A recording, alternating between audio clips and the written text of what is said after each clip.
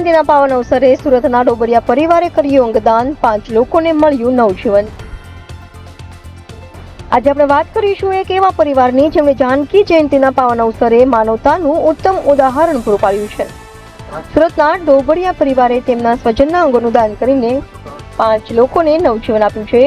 સુરતના વેડ રોડ સ્થિત હરિદર્શન સોસાયટીમાં રહેતા સોનલબેન કીર્તિભાઈ ડોબરિયાનું તારીખ 20/2/2025ના રોજ બ્રેઇન ડેડ થતા તેમના પરિવારે અંગદાનનો નિર્ણય લીધો। જીવનદીપ ઓર્ગન ડોનેશન ફાઉન્ડેશન અને વિનસ હોસ્પિટલના સહયોગથી સોનલબેનના લીવર, બંને કિડની અને આંખોનું દાન કરવામાં આવ્યું। કીર્તિભાઈ ડોબરિયા અંગદાતાના પતિ, જેમણે વિચાર્યું કે જ્યારે આ શરીર પંચમહાભૂતમાં મળી જવાનું છે તો શા માટે બીજા લોકોને નવજીવન ન આપીએ। સોનલબેનના અંગોનું દાન અમદાવાદ, વડોદરા અને રાજકોટની હોસ્પિટલોમાં કરવામાં આવ્યું, જેનાથી 5 જરૂરિયાતમંદ દર્દીઓને નવું જીવન મળ્યું।